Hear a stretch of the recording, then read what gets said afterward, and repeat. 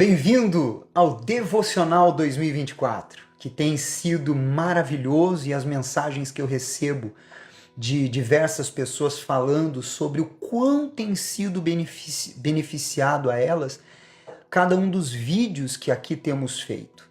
Venha com a gente! Hoje nós vamos falar sobre dar crédito a conselhos errados é seguir rumo ao abismo sem perceber.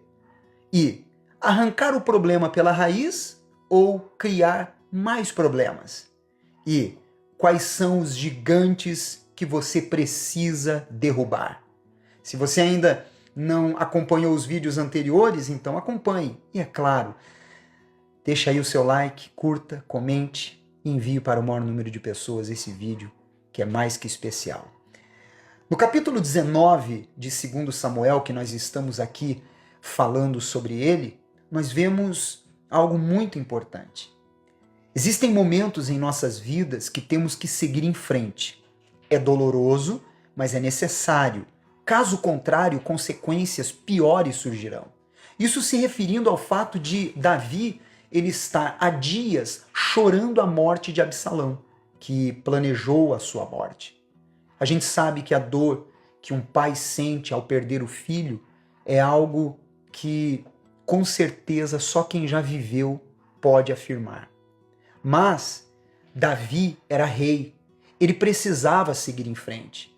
Todo o seu povo, todos os seus soldados, os seus súditos estavam completamente decepcionados e abalados. E por isso Joabe disse: se nós tivéssemos morrido e o seu filho tivesse sobrevivido, você estaria feliz agora? É claro que é uma situação que realmente muito difícil de se pensar e de se viver. Mas o X da questão aqui é: tem que seguir em frente. Talvez você esteja me acompanhando agora e você esteja de luto há dias, semanas, meses ou até anos. A sua vida parou. Você precisa despertar.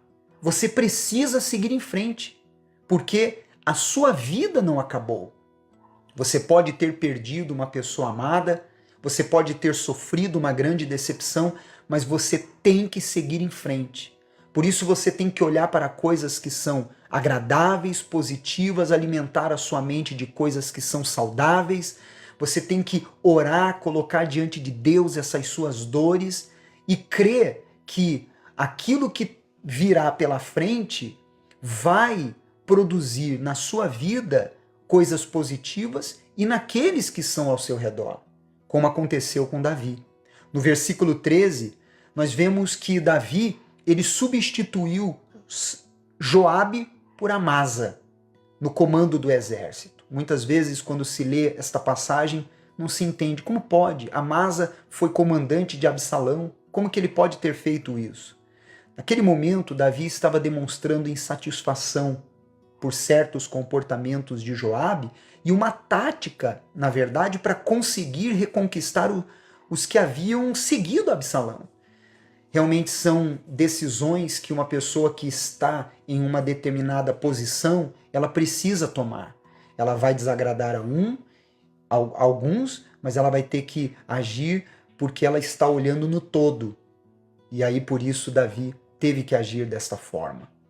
No versículo 22, quando Abisai ele dá um conselho de cabeça quente para Davi, Davi desconsiderou aquele conselho.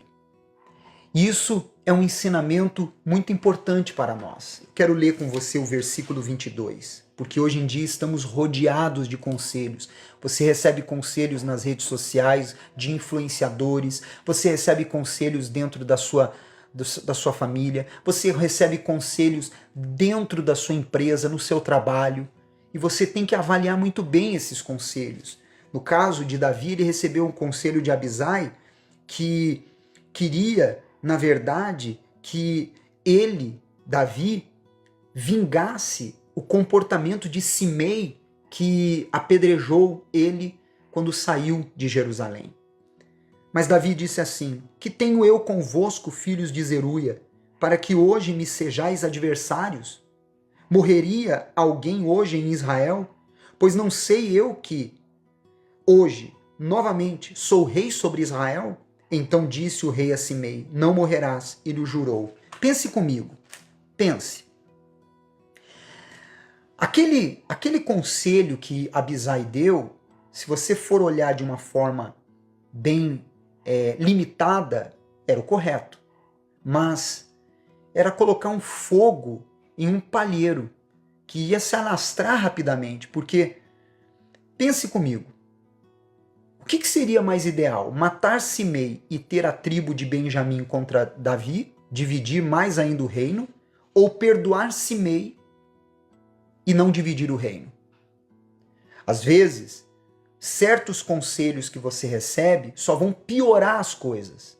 Então, é melhor respirar fundo, contar até 10, até 100 ou até 1000, e você, a princípio, aparentemente estar perdendo ou, entre aspas, se fazendo de bobo. Mas as consequências dessa sua atitude serão melhores do que agir pelo impulso. Avalie e reflita isso com respeito a um todo da sua vida. No versículo 24 ao 30, a gente vê, como quem acompanhou o vídeo de ontem, que a mentira de fato tem perna curta. Lembra quando Ziba mentiu para Davi sobre Mefibosete? Aqui, do versículo 24 ao 30, vemos a verdade sobre a mentira. Ela veio à tona. E isso é para cada um de nós aprendermos que mentir nem por brincadeira, porque as consequências da mentira vêm e cedo ou tarde a verdade virá à tona. No versículo 41 ao 43, a gente vê o conflito entre Judá e as demais tribos. Por quê? Porque isso era consequência do pecado de Davi. Houve perdão da parte de Deus, mas todo pecado tem consequências. Por exemplo, você que cometeu um erro, talvez você esteja colhendo frutos desse erro. Jesus te perdoou se você se arrependeu? Sim, ele te perdoou, mas as consequências vêm. Não tenha dúvida disso. Por exemplo, se a pessoa comete um crime, e aí depois que ela comete o crime, ela pede perdão a Deus e fala, poxa, Senhor, me perdoa, eu agi pelo impulso, pelo desespero, ou eu era uma pessoa mau caráter. Jesus a perdoa? A perdoa. O crime é descoberto ou a pessoa confessa o crime, ela vai ser presa, ela vai pagar diante da justiça. Diante de Deus ela foi perdoada, mas existem as consequências. E cada um de nós temos que sempre pensar e refletir antes de agirmos, porque depois que cometermos um erro, não tem mais volta. Porque é como diz a palavra de Deus sobre a flecha lançada, a palavra que sai da boca, não tem volta. No capítulo 20, a gente vê mais uma vez um filho de Belial, que, segundo a palavra de Deus, representa o filho do diabo. Nós vemos aqui, nesse caso, no capítulo 20, um homem chamado Seba, filho de Bicri. Ele causou a divisão e, consequentemente, confusão ali, naquele momento, causando uma ruptura no reino. Sempre que há um elemento divisor numa família, num relacionamento, em um trabalho, em uma empresa, esse elemento é do diabo. Porque Deus é Deus de união, Deus é Deus de parceria, Deus é Deus de comunhão. O oposto disso vem do inferno. No versículo 16 ao 22, vemos uma mulher que, com toda a sabedoria, ela resolveu aquele problema pela raiz. Quando esse homem, Seba, criou um motim e uma rebelião para lutar contra o exército de Davi, esta mulher se posiciona e diz para Joabe que iria jogar a cabeça deste homem pelo muro.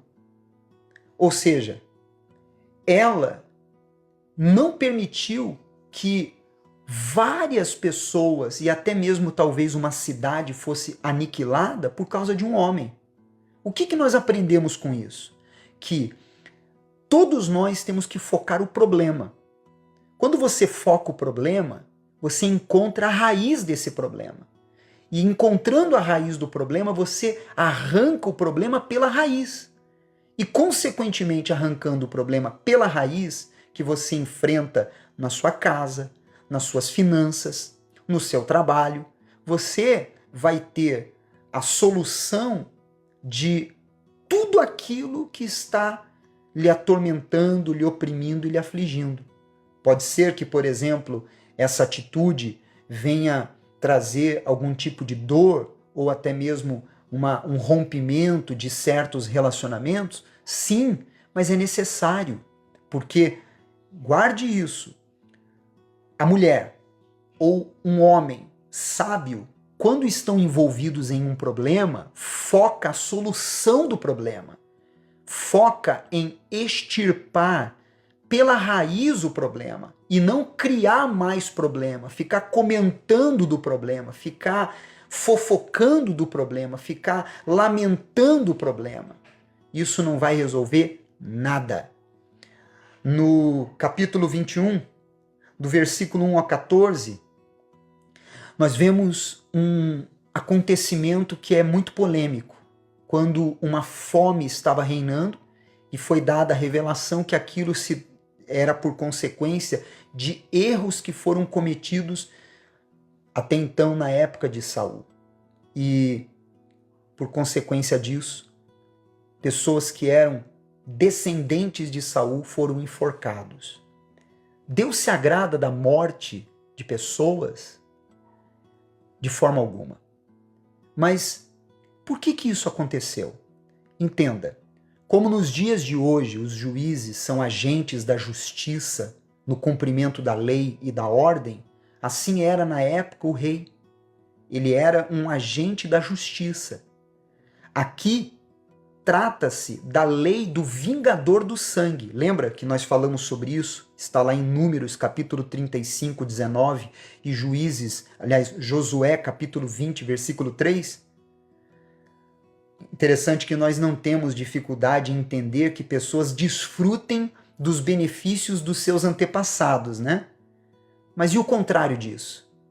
Quando colhem consequências de erros que foram realizados, causados pelos antepassados. O que parece injusto nessa história pode ter sido o resultado, a longo prazo, do mal deliberadamente seguido pelos descendentes.